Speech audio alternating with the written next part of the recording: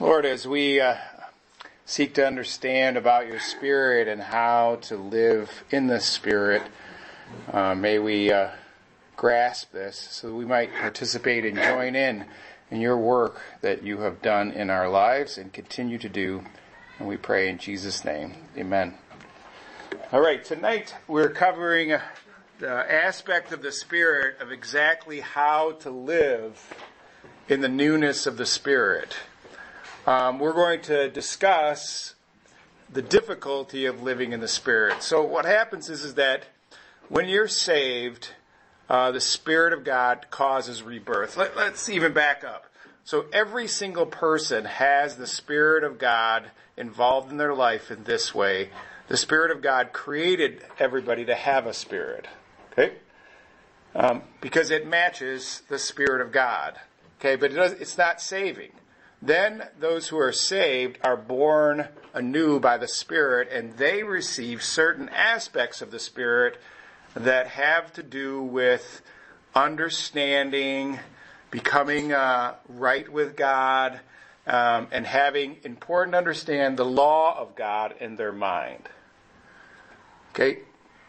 After a believer, he becomes a believer, but then there's this other aspect of the Spirit, which is growing or following the lead of the Spirit. So that's the part which is called sanctification, is the part that we're going to look at. How do I learn about following the Spirit? So when it describes the Spirit's activity, once a person is saved, the default setting, okay, for the Christian is having the Spirit of God functioning. Okay? That's why it's described as passive, being filled with the Spirit. So to understand this is that the Spirit of God is normally operating unless I am resisting it, lest I have sinned, lest I need to repent. But if I try to do it on my own strength without His assistance, then I will become frustrated. Because what I'm doing is saying, no, I don't need your assistance. I'm going to do it on my own. And this is what we're going to describe in Romans chapter 7. Everybody faces this at periodic times of struggling with the whole aspect of how do I participate with the Holy Spirit depending on Him. Now, the truth is, you are empowered by something else no matter what. It's just a matter of what it is. You're either empowered by a spirit, like a demon, or you're empowered by a spirit like the flesh, the aspect, or empowered by the Holy Spirit. Those are the only options. Nobody operates without assistance in some capacity. So everybody else who's an unbeliever is operating in the flesh. The difficulty with the believer is that he can operate according to the flesh. And so if that makes sense. But feel free to ask questions along the way if it doesn't make sense. So this section, this tells us about the section. Romans chapter 7, verse 6, it says, now we have been released from the law, having died to that by which we were bound. So then the conclusion is, so that we serve in the newness of the Spirit and not in the oldness of the letter. So this is living with the Spirit. Remember we talked about, there's the saving aspect of the Spirit, there's the sanctifying aspect of the Spirit, and the serving aspect. We're going to discuss the sanctifying one, how He works in our behavior, in our character. And so, what is this serving in the newness of the Spirit and not in the oldness of the letter? Dan's going to start us. We're going to make it easy. So, before I do this, before you start answering, what you do is you say, how do I know what this section is about? So what you do is you go to the end of the section, the end of the chapter, okay, and this is the conclusion right here. But thanks be to God through Jesus Christ. So then, on the one hand, I myself with my mind am serving the law of God. But on the other hand, with my flesh, the law of sin. So this whole section is about that. And this wretched man that I am, or how miserable I am, who will set me free from the body of death? That describes a Christian who's struggling to live in the newness of the Spirit, but he is still involved with his flesh. So, any questions at this point? Everybody's clear as mud? Yeah. Okay. So Dan, what is serving in the newness of the Spirit and not the oldness of the letter? Now this concept of the letter is kind of an odd thing, but is that not the Old Testament law? The letter of guilt, we're all guilty by it? Yes and no. The thing is that I did a little work on the letter part. The thing is that the letter is, and it's used in a couple places, and let me give you the... Do this exact kind of thing, even though the law of somebody has do this, but it's the attitude of do this, do that, instead of I am free now, I'm not a slave to sin, I can be his and grow closer to him without doing so much of it. I mean, doing this and this, but not putting the emphasis on this and this as much as it is putting it on him. It's kind of close to that, but this will maybe help you explain. It says, but he is a Jew who is one inwardly. Circumcision is that which is of the heart by the Spirit, not of the letter. And his praise is not from men, but from God. Does it help? The letter would be serving in the world for people to see. That part in the Spirit would be serving towards. I think what it is serving in the exact phrase, a very literal kind of Old Testament without understanding the implications of it. You're going through the motions. Well, not going through the motions. So, like this one, circumcision, it means that I'm circumcised. That's all that matters. It's external. That's what it says. Be circumcised. Circumcision of the heart. Right. And that's what's missing. It's the heart change, not just the external right. parts. Being grafted in isn't the figure being grafted in, but you got to bear fruit, you can get cut off. Right. And the thing is that, so how I serve in the oldness of the letter is that I just take the raw Old Testament or commands of God and leave it at that. Like, let's say, for instance, it says, do not murder, right? If I leave it at that, I can just sit there and say, well, I never murdered, right? Put in your mind, like, boy, if I could, I'd tear your head off. Right, but I didn't murder the guy. I just put in my heart I did, because you said you're guilty of that. So what happens is the Old Testament law also had an intention, a disposition behind it. Okay? God's commands not only, but what happens if I only follow the letter, okay? This is kind of an odd thing. It's kind of a raw literalism that has no implications with it. Shadow of substance kind of thing? Right. The thing is that, and I'm just externally carrying out the law. Okay, and think of the law. We'll get to more about the law. The law is that which God intended with it. But there is a literalness. It says, do not commit adultery, right? And what did Jesus say? Look at a woman with lust in your Right, so he's really not saying just the act. I'm talking about the act and the attitude behind it. So if I just follow the letter, okay, I just don't do it. But if I don't follow the intent, which the Spirit has designed me to follow, then I'm not serving in the newness of the Spirit. The one I can do without the Spirit, just the letter. Truly you can't without the Spirit. Right, but I'm not really following what God's ultimate design was for it. This is like this is the hope that Israel should have been having. Like, here's the freedom from this. Right. Now we can get it. This is what he said, the Gentiles do sincerely that you don't. The circumcision of the heart, breaks the stone of flesh. So all they would do is think about like this one. Our kids are circumcised. That's it. Okay, that's the end of the story. Yep. So basically, for the person who loves God, loves Jesus, they obey. They walk in the Spirit and don't fulfill the lust of the flesh. they do it. They obey God's commandments because they love God, love Jesus. Right. The one who doesn't, it's like the Pharisees. They every little law, when they just do it because that's how they obtain righteousness, their righteousness or whatever. Right. So then what happens is they just follow we keep the Sabbath, period. Mm-hmm. But we don't get rest. We don't have the Sabbath rest. We don't have the intention for what it was purposed. They just follow the rules. No working on the Sabbath. As long as we don't pick up no sticks, we're good. And that's why Jesus pointed out, how about if you have somebody, whatever, right? Hole, okay. Right. So that's very external. Okay. The Spirit, the newness of the Spirit, is to fulfill the whole purpose behind what God intended with the law. Not only what it says, but also the rest of it. And what it takes is the Spirit to do that.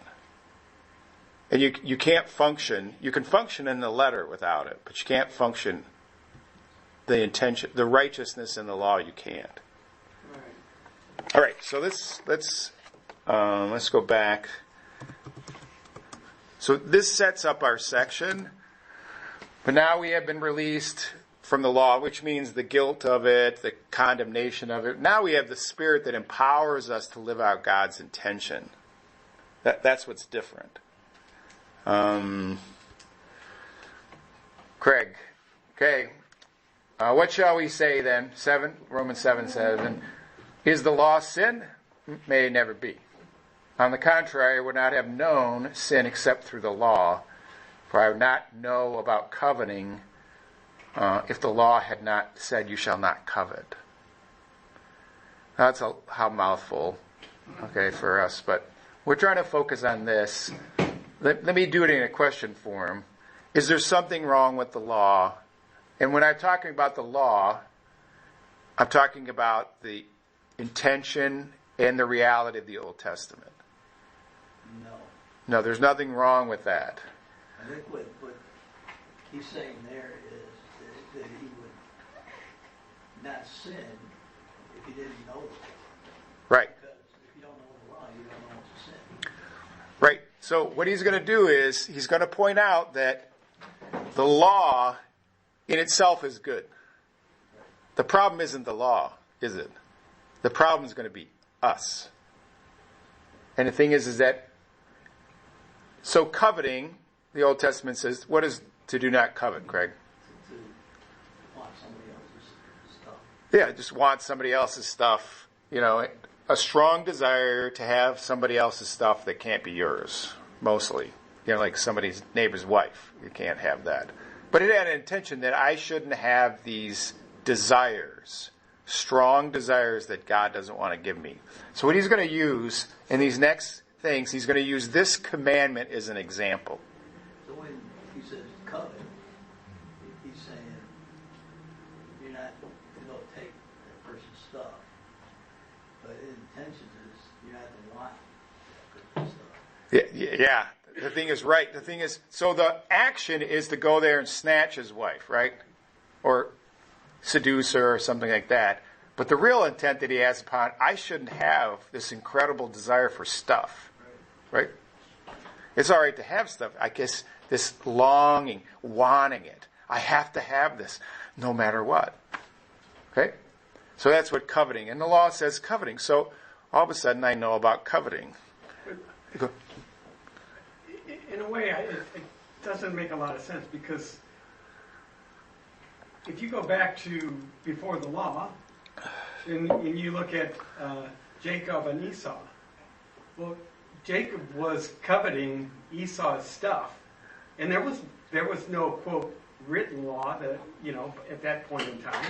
Right. So it kind of doesn't agree. I mean, he still coveted, but he didn't have the law to say coveting's wrong. Right.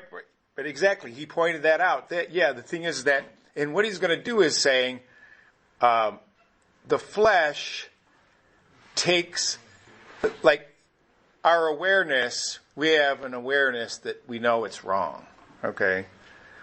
But with the law, it does something else to us.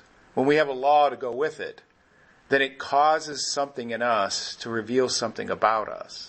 that's ugly, which is really the problem. See, what our real problem is that we are fleshly. Okay? And the thing is that, and you'll see, when you have the command to not covet, you find out how sinful you are, because as soon as they say, don't covet, there's something in you that says, why can't I? So it kind of just highlights. It highlights. That desire is there. It's in your human nature. Exactly. This just highlights, when it's written down, you realize, oh, yeah, I really do want other stuff. Right. So what happens is that the law has its purpose that God uses. But our sinfulness is still exposed whether or not we have a law or not. And that's the sin, that's the problem. Because some people want to say, if you just get rid of the laws, do not covet, then I wouldn't feel bad about it. Right? Because the thing is that, what do you mean I can't want this new clothes and these new houses, and I can't want them? Why can't I have a passion to want stuff? But we're going to go further as this goes along. Stick with me, but Brandon says, but sin, taking the opportunity through the commandment, produced in me coveting of every kind. For apart from the law, sin is dead. So,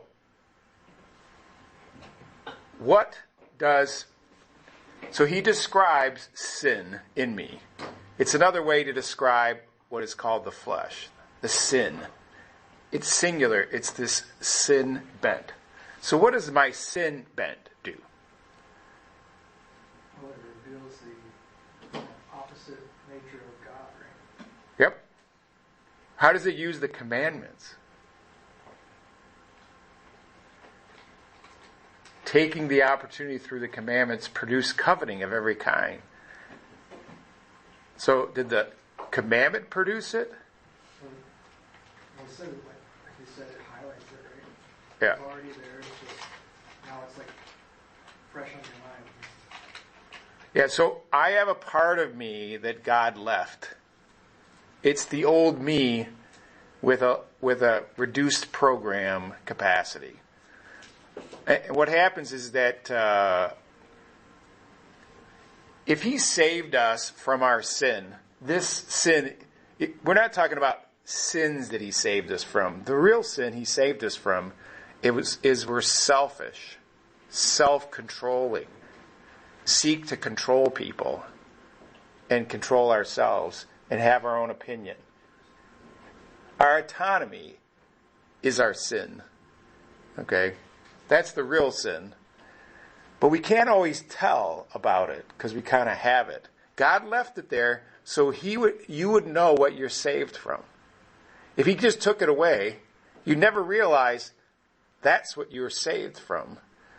But now he says, I'm not going to let you have, unless you depend on me, this thing can flare back up and do the same thing it used to be when you were on your own. Okay? See, sin desires to not submit to God. It doesn't want to submit. It can't submit. And when you have a commandment that says don't covet, there's something in you that says, you know how they always do the little thing about little devil on your shoulder and a little angel on your shoulder? Well, that is true, but it's not the devil that's doing it. It's your flesh that talks to you and says, you should not listen to that. You know, you're in charge. You have your own life to live. You know, how is God telling you what to do? And you say, where does that come from? I mean, you're just like, it just rises up. Some people want to ascribe it to the devil and stuff like that, but he may influence it, but it's not him. You have to check it out. I can tell you how to find it. Just look in the mirror. It's you. It's like a little kid. You tell them not to touch something and when you backstab it. Yeah. Well, what is that does that is that this drive to be and it's called sin. It's called the flesh. All right. Let's go on, verse 9. Sue, it says, I was once alive. Well, let's back up here. Brandon, it says, for apart from the law, sin is dead. What do you mean, dead?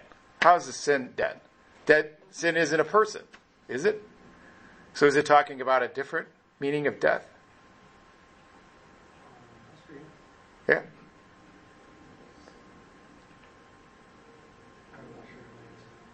So sin is dead. So there's different kinds of sin. Remember, there's eternal death, right? There's physical death. But then there is inactivity or the experience of death. So sin isn't alive without the law fueling it. So what happens is you don't know that, let's put it this way, you're just a little flame. And you don't know that you're such a big flame until the oxygen of the law comes in and all of a sudden you explode. Okay? Until the law gave you that oxygen, it didn't seem to be alive. It seemed to be it was just a little flame, and all of a sudden, whoo, okay? So what happens is that I have this in me that remains dormant, but when I get commands to tell me, you need to stop that. What do you mean I need to stop that? Just like the little kid. Why do kids do that? Why does it say don't step on the grass? And there's something really wanting to step on the grass. Before it didn't bother me. I didn't care about stepping on the grass. But when it said don't step on the grass, that means my sin seemed to be not alive. It wasn't fired up. Okay? It wasn't fired up. But when it got a law, it got fired up. Okay, Sue says, I once was alive apart from the law, but when the law came, sin became alive and I died. Here's another die thing. So I once was alive. What do you think that means? I was once alive. Alive apart from the law.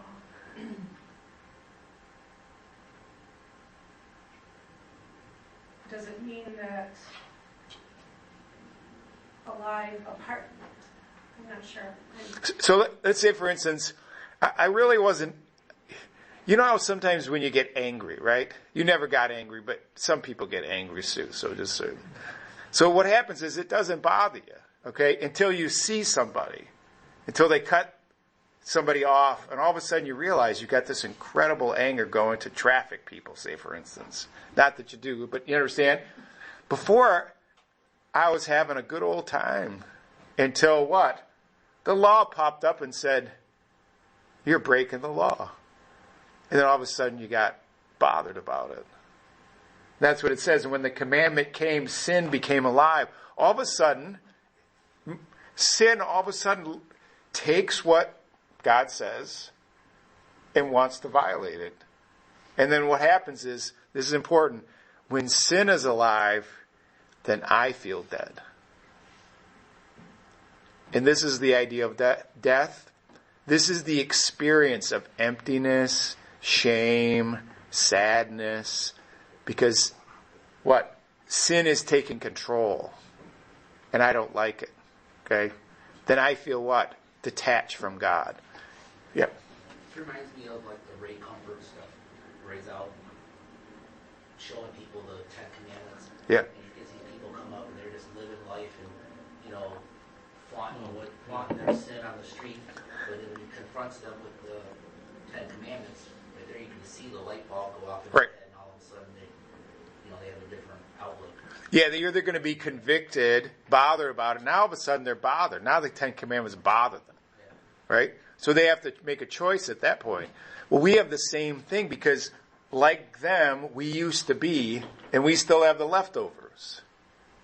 So sin became alive. So I have a sinful nature, okay? It becomes alive. When it's functioning and controlling, I'm dying. That's for a believer, correct? For a believer, So, a non-believer, I mean, They're already alive dead. in their sin. they're always dead. Sin is always alive, and they are always dead. That is really what the death that Jesus saves us from. What? A living death. That will lead to what? A physical death that will lead to an eternal death.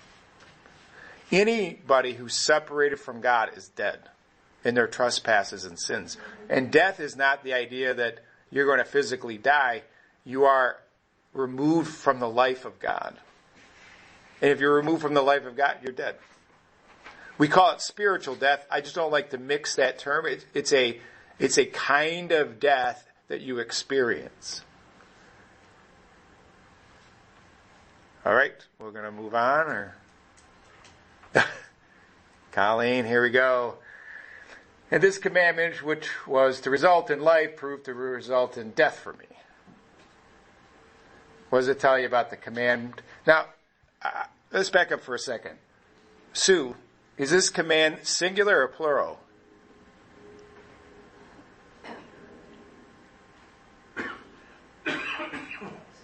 Yeah, so he's backing up to this command of coveting. So he's taken the coveting command and he says, this coveting command, before the coveting command came, I was good. But then I learned about it. I understood it. And all of a sudden, sin said, you need to covet. And then I followed along. And then I died. So this one is, and this commandment, singular again, right? Which was to result in life by what? How is it to result in life? Well, it was result in life by not doing it, right? Okay, yeah. By following it. Right. Proved to result in death for me. How did it make me die?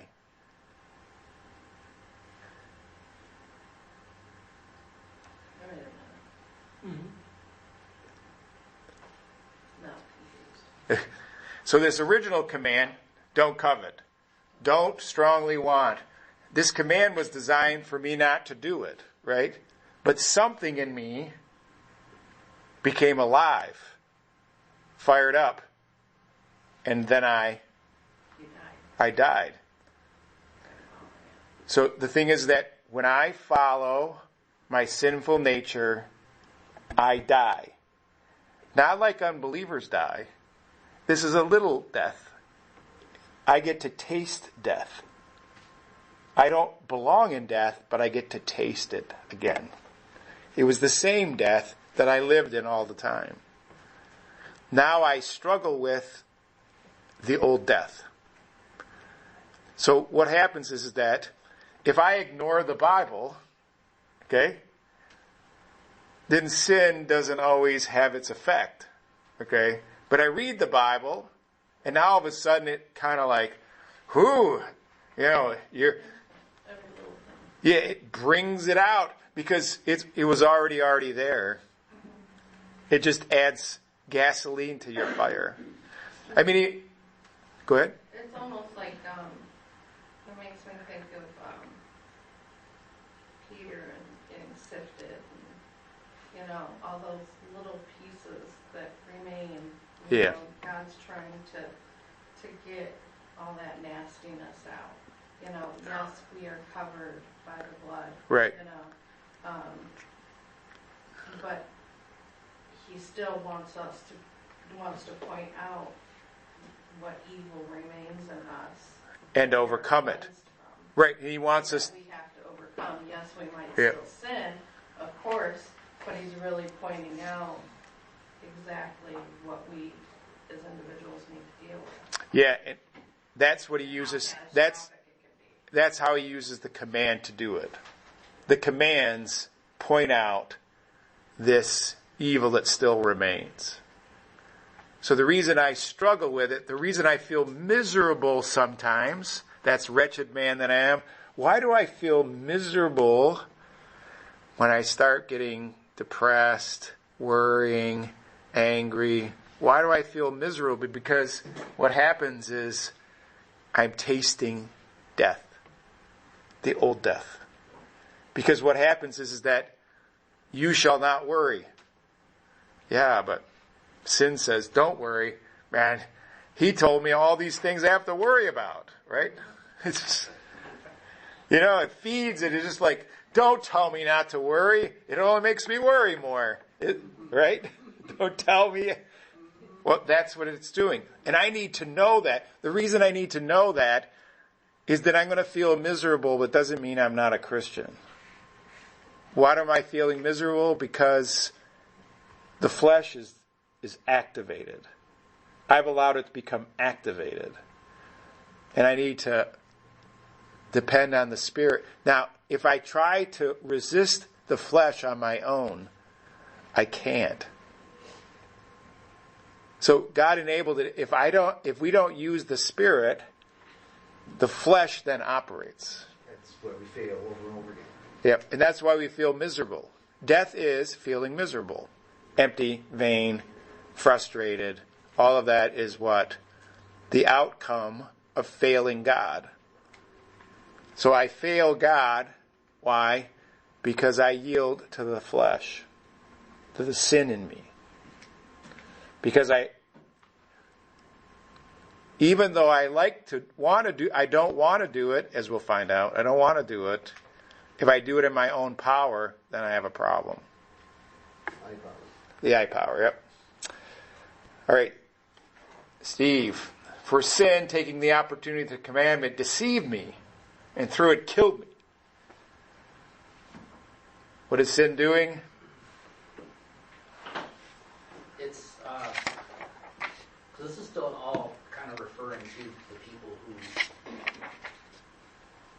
believe that they can follow the law to a T, like, without the Spirit or anything like that. Well, how many commandments is he talking about?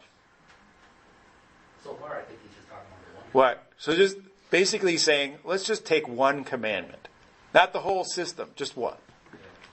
Right? Because what does coveting, do not covet, reveal? Your lustfulness. Yeah, the lust, right? There's this lust going on, and coveting brings it out, right? Coveting is what? So what does sin do with the commandments? I think the commandment. Or the command, yeah. The commandment just it shows you that that lustfulness in you is sin. Yeah. And how does it deceive me, though? I think that it deceives you in thinking that you can handle it on your own. Yeah. And there's nothing wrong with it. What's a little lust? Come on. Everybody does it. Yeah, everybody does it. You can go along with this. Right. Remember, so this is what happens. Your flesh talks to you. Okay? But it's you. Okay? It talks to you and says, come on. Don't believe that. The thing is, it's okay. There's nothing wrong with it. What's a little lust? Nobody's ever died from it. Well, yeah, they do. But then I take it, right? And then I feel dead. What does it happen after I lust? And then I realize, wow, I shouldn't have bought that. Shouldn't have wanted that. Now I have it. And it doesn't make any difference to me anymore, right? You bought that item, had to have that item, went out and borrowed money, used your credit card or whatever. And what? I feel like dead now. And that's that emptiness. Put it on a shelf and then lust after the next thing. Yep. So it keeps deceiving. So your flesh, sin in you, the sin in you is lying to you. Okay? There's a part of you that's lying to you. Okay? And you say like, where does this come from? I mean, because you all have it, you're thinking about this and all of a sudden the thought comes out of like nowhere. Okay? You really want that. It's like, why is this going on? And what happens is things come up. Okay? Things pop up that you didn't plan on. It's just like, well, do you want this? So sin does that. The coveting wants that. And the thing is that don't let it deceive you. Okay? And part of the deception, like Steve said, can tell you that you can do it on your own without depending on God. You can handle this, and you don't have to pray about it. Just handle it on your own. Okay? That's how it deceives. Okay? That's a way in which it deceives. Alicia. So then, the law is holy, the commandment is holy, righteous, and good. What does so then mean? Also? It's like a summary. Okay. Summing it up, right? What does it say about the law? It's holy. Yeah, it's holy, which means it's separated, it's good. Is there anything wrong with the law? Now, when we're talking about the law, we're talking about the intentions as well as the commandments behind them. Okay? There's nothing wrong with the commandments, which means if it's not the problem with the commandments, what is the problem? Yeah. Us. Yeah. Me. I'm the problem. You know how people say, "Oh, those laws are so terrible. I can't abide by them." If they just get rid of the law, like make drugs legal, say for instance, just make drugs legal, then I won't feel bad about it, right? I won't feel guilty. No, it just creates another problem. So we realize this, there's nothing wrong with running across a commandment that you have a hard time with, right? It's the standard's not the problem. It's me. This is the problem. Something in me. Not all of me, but something in me. All right, Dave, here's a small verse. Therefore, Therefore, did that which is good become a cause of death for me? May it never be. Rather, it was sin. And this is really important. In order that it might be shown to be sin by effecting my death through that which is good, so that through the commandment, one single, sin would become utterly sinful. Okay, there's a lot there. Come on, explain it to us. So, the law didn't cause me death. Nope. It pointed out what's wrong with me. Yep. And so that I might know that it's sin and know that it's wrong and know that I need God. And even if that particular sin I'm not susceptible to, I know I can be. Yeah. And I should, like when you're teaching or you're reading or whatever, and something comes up, thinking, okay, that's not mine, but okay, I could be like that. So what is it? No, sin says you could never be like. You're better than everybody else. I've already been like that before I was. Exactly. At least I can still be like that. Yeah. So. What about this utterly sinful at the end? That I know for sure it's me, and it's not the law, and it's not God. It's what's in me, so that I'm clear. I need Him to help me deal with it, not just it gives me. It should give us assurance that okay, I know it's me. The God's the only one who can help me, and I got to work on it with Him. Yeah. Otherwise. So, why did God leave our flesh to remain? And the answer would be what?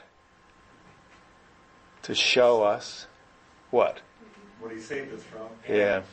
And the importance of who He is to us. Yep. And the last one might be like this, to see how utterly disgusting it was. and then to show us how much we need Him. Right. We can't do this, keep from sin without His help. Yeah, and the thing is, He's showing us, this is what I saved you from, and you can't do it on your own, and it's disgusting. And you're going to be disgusted. I mean, you have been, haven't you? We all have. We are disgusted with ourselves at the sin that within us. the thoughts that we think or the desires that we would want to go in a direction, and then we cried out to God, right? But if we didn't cry out to God, we just stayed in it. So God has a purpose to leave our sinful nature to see how utterly sinful it is, how ugly we are. And this sin is that idea that self-centeredness. I want what I want when I want it. The thing is that when that pops up, you get a taste of what you used to be like. No, there is no elimination of the sinful nature in the bent of it. Okay, you're not in the flesh, as we'll find out, but you can act according to the flesh. Okay, we're not locked in. We got a new program. Okay, but the old wiring is still present, and we can plug back in.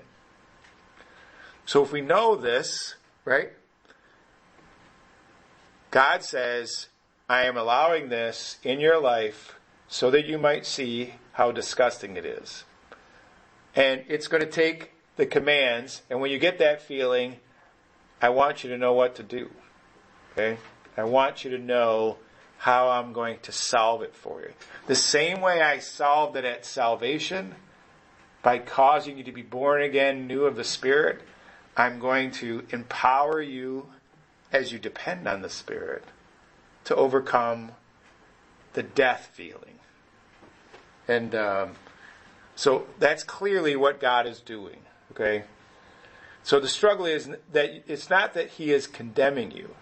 That's what Romans 8:1 says. It's not because you're condemned.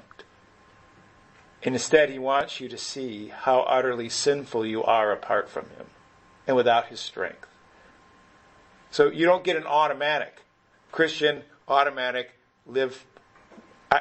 Hey, now I got a new mind. I can think right. I could just do it. Wouldn't that be nice? The problem is that the only power we have to do it on our own is the flesh. That's the only power source we have that's ours. All right, Anne. For we know that the law is spiritual, but I am flesh, sold into bondage to sin. What does sin want to do to me? Sin wants to kill me. Sin wants to keep me bound up. Sin wants me to take my eyes off of Jesus and onto my flesh, the fleshly things, the material goods, or whatever. Yeah, so the law has to be spiritually used. Mm-hmm. There has to be the Spirit to help us. Right. Okay, it doesn't work with just sheer determination. No. So it works with us crying out probably daily throughout the day. Yeah. Cry out to the Lord, help me. Lord, help me. Yeah. So you have this option, and you either can be controlled, bound by the Spirit, or you can be enslaved to Christ. I'd rather be enslaved to Christ. Right, because He makes us free. Right, exactly. So what does sin want us to do? It wants to put us into bondage. Mm-hmm. Control us. It's all about control. You know what's similar about your flesh and demon possession? What's similar about it? Demon possession is when a person is totally controlled by a demon. Mind, emotions, everything, action. But He wants to control the same way your flesh wants to control. Right. They're on the same team. Mm-hmm. Okay? Right. They're assisting each other. Mm-hmm.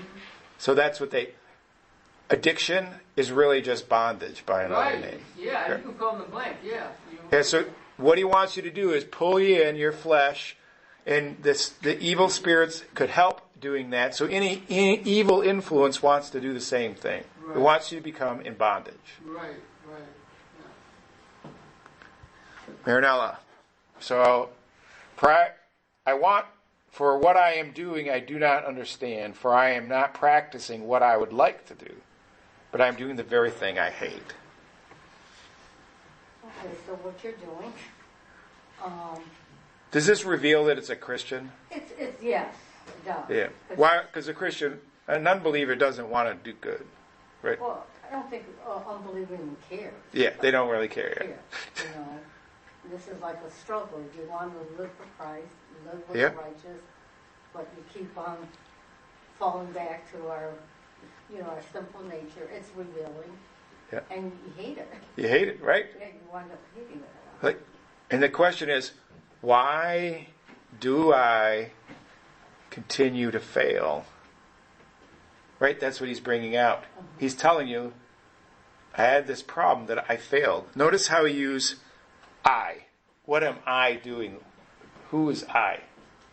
That's like Paul talking. Yeah, Paul's talking that he is struggling with this. Yep.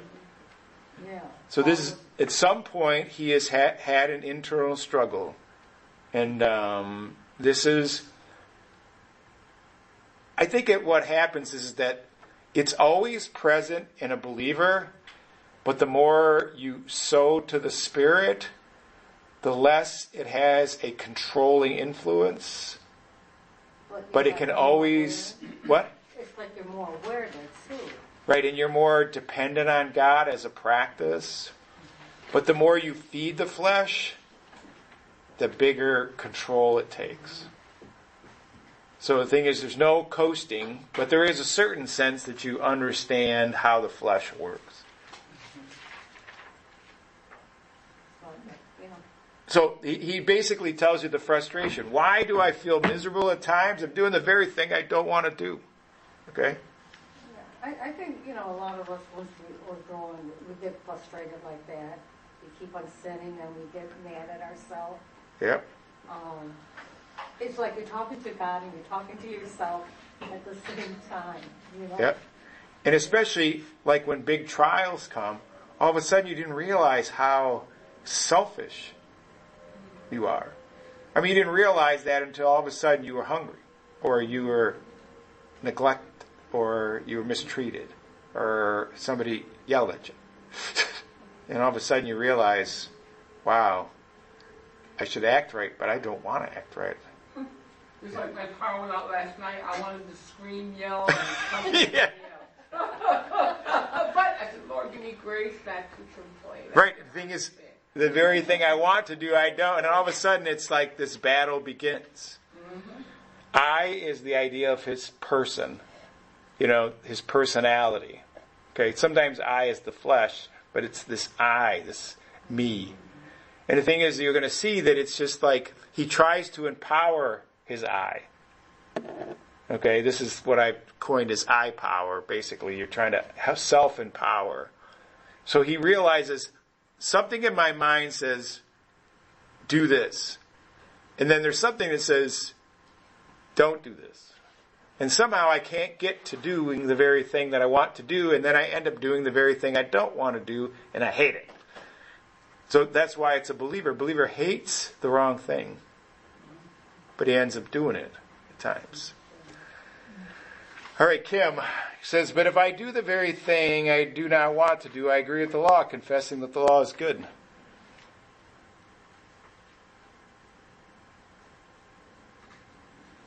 So I do the wrong thing. Do I say the law is bad? No, because when the law is there, you realize your sinful nature. Yeah, and there's something inside of our mind that says, this is right. There's nothing wrong with the law. Yeah. The law is good. Yeah. Where does that come from? This comes from being a believer.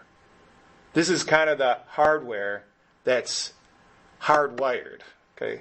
Now all of a sudden, a Christian, we know the right. Okay, we know that God is right, and we can't deny it. Right. Even if we try to deceive ourselves, there's something that says, well, this is right. Okay. So we know that. So the problem is not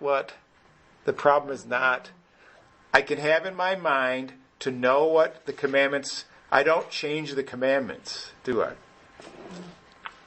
So I can still have this in my commandments. I haven't said, well, I don't like coveting. I've eliminated that. Well, that's also probably not a believer. Okay, I eliminate the conviction. So in some part of our thinking, we agree with what the command says, or what's right, and I agree with that. I think it's right. At the same time, why can't I do it? I'm not doing what I know is right. Okay? Because we're still fleshly. Right? In the flesh, I have to combat the flesh by depending on the Spirit. We can't fight our own flesh by ourselves. Right, exactly. You can't fight the flesh. Imagine the flesh is like a power source. And if I use the flesh to fight the flesh, I only get flesh. Yeah. So God has forced me, even though I have in my mind the right thing, has forced me to depend on Him, continually depend on Him. So I'm saved, the Spirit's involved, but He has to be involved. I have to choose to involve Him in this battle. Right? He's normally going to do this, but when I don't use Him, or do my own thing, then I lose. Jay Ewing? So now, no longer am I the one doing it, but sin which dwells in me. I think he's just summarizing that he realizes he's still got this fleshly part of him. Yeah. And when he does stuff that he doesn't want to do, it's the flesh.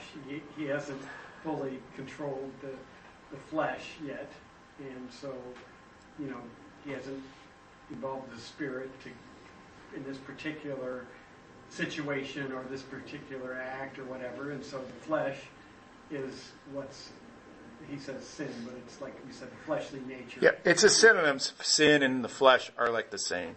So the thing is, what I can't blame is what? I can't blame my new nature.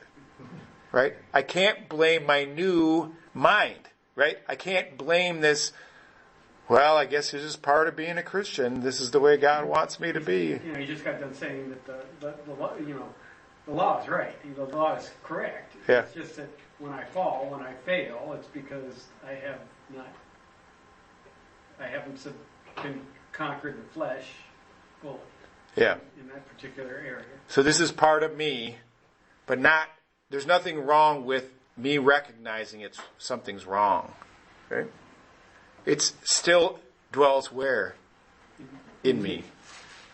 It's not the devil's doing, right? The reason Paul was saying the reason I don't do it as a Christian is because it's in me. So he doesn't say Satan made me do it. No, he doesn't. He says it may help influence it, but it is not responsible. The devil and demons aren't responsible. It's me. Again, you have to realize, if you squarely realize there's something in me, it's not the little devil on my shoulder and the little angel on the other side. The thing is, the devil is me. I mean, it's my own flesh giving me feedback. And the other side is the Spirit of God convicting me about it. Jay Walker, for I know that nothing good dwells in me, that is in my flesh. For the willing is present in me, but the doing of good is not. So, are you good? Am I good? No. Oh. No, there's nothing good that dwells in me. Which means where's the good dwell? Outside of me. Outside of me. Which is who? The Spirit. Yeah. Yep. That is in my flesh. The willing is present.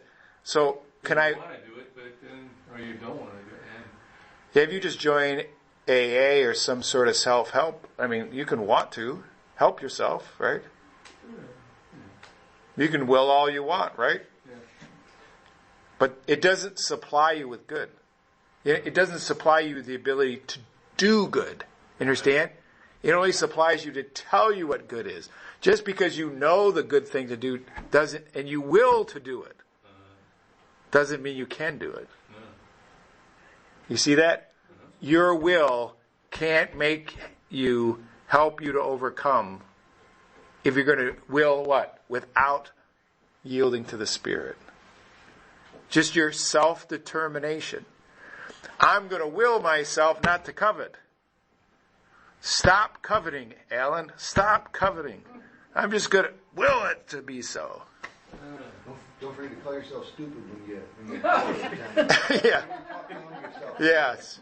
You're so yeah. I'll do it better next time. Yes. I got to do it better next time. Yeah. I'm not going to do that again. Yeah. All right, Dan, it says, for the good that I want to do, I do not do, but practice the very evil I do not want. This is kind of a summary. He goes through these, just so you know, they're like he goes through the same cycle, like a little round.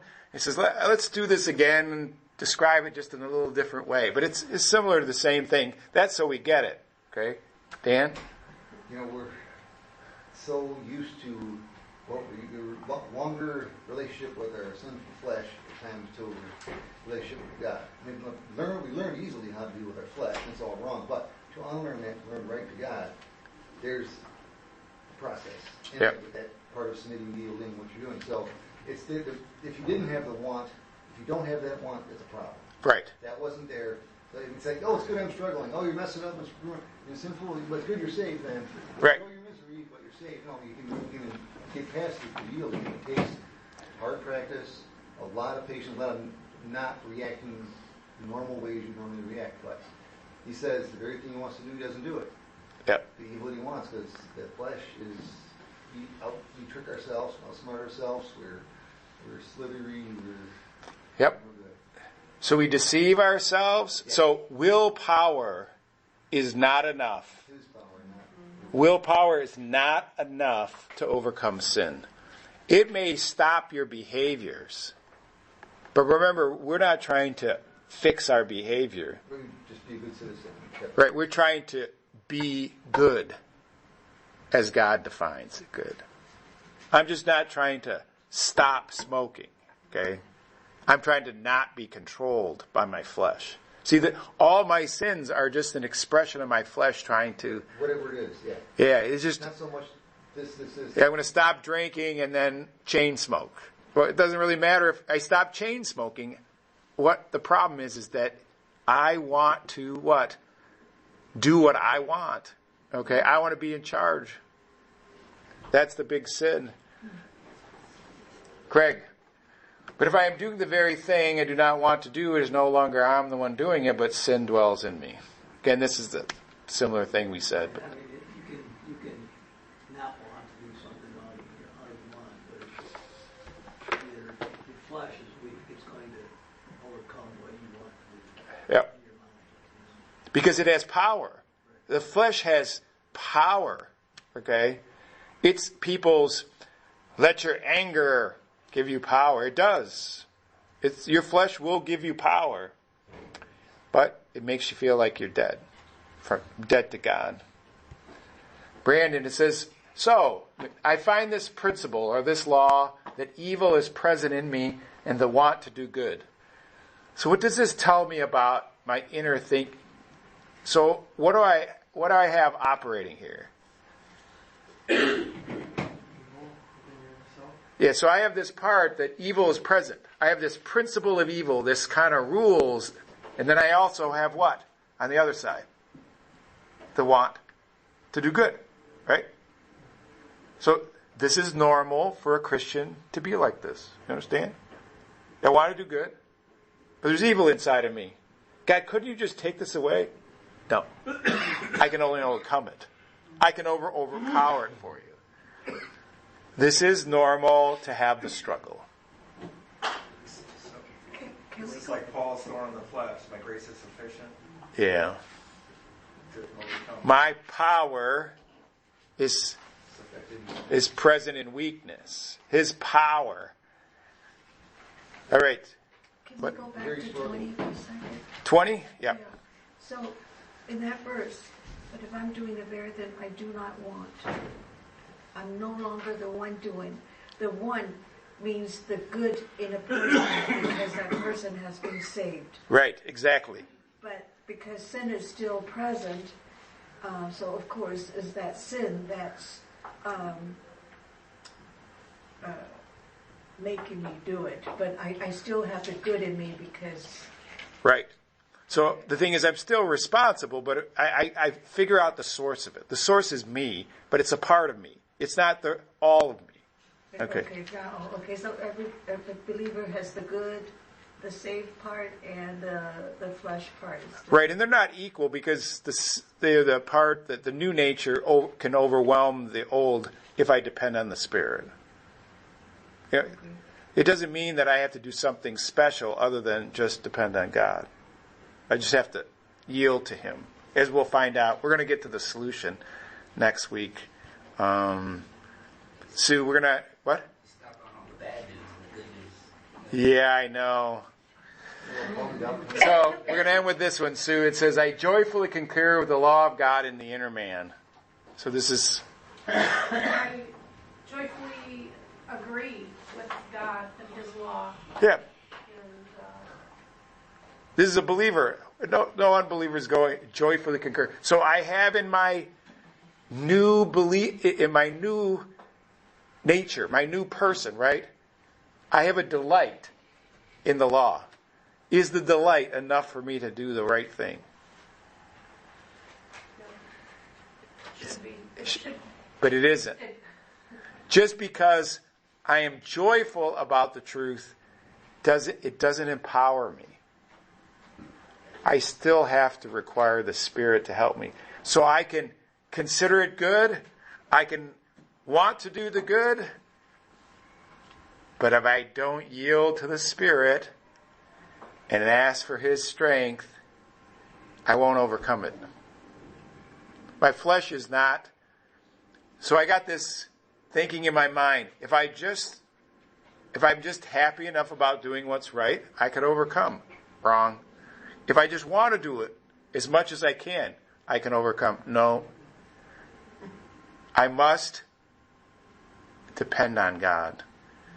I must let Him control. The sin wants to do what? It wants to control. Let me help you, Sue. I'll control things for you, and we'll do it in my strength, the flesh's strength. We'll take care of those people driving crazy on the freeway. I'll help you. We'll do it. We have the power to do it. We'll just get in front. We'll ram them. Or what, you understand? That's the inner man. What? Smite them. Yes. All right. So we're going to have to stop there. Sorry that we haven't got to the solution today.